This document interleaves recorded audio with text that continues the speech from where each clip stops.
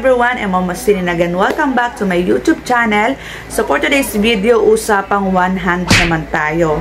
Alam naman natin na si One Hand is one of the best online loan application in the Philippines. Wow. So sobrang dami na nag-try dito, and yung iba ay nagugustuhan ito, and yung iba naman ay merong mga negative na sinasabi dito kay One Hand. So merong mga naka-receive ng ganitong text.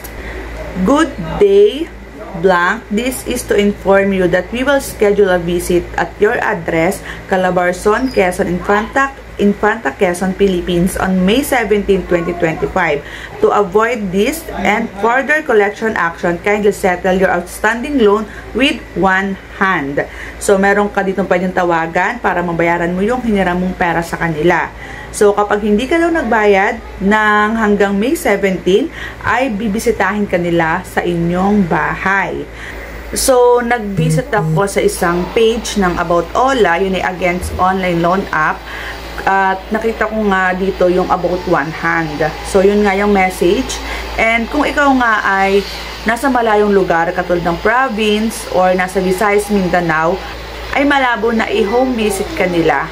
Lalo na kung ang hiniram mo naman ay hindi umaabot ng 10, 20, 30K.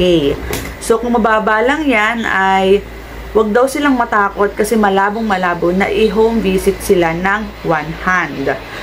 So, ang kagandahan naman dito kasi kay One Hand, once na hindi ka good payer, ay hindi ka nila ipapahiya in social media.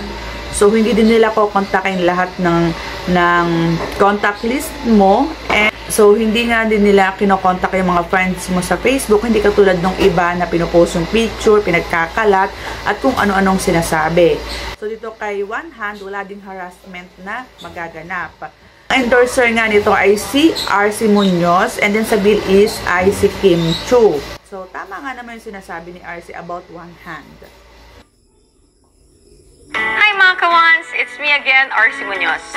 Sumasakit ba ang ulo mo dahil hindi mapagkasya ang budget sa dami ng bills? Kung kulang sa budget, sagot ka ni One Hand. With 38 million plus downloads at nagtitiwala, pwede kang humiram up to 25,000 pesos. At pag maganda pa ang payment history mo, pwede kang humiram up to 50,000 pesos. And with approval as fast as 5 minutes at daily interest na 0.49% lang. At pwede pang umabot hanggang 9 months ang repayment terms. They're SEC registered, kaya sure na safe and legit. I-click na ang link sa baba at mag-apply. At kung ikaw ay isa sa nakakaranas ng harassment dahil sa hindi pagbabayad ng tama sa hiniraman mo through online, dahil nga hihiram ka ng 2K, marireceive mo lang 1K, and then ang kailangang bayaran ay nasa 2.5, so napakalaking interest, doon pa lang malalaman mo na scam ang isang lending.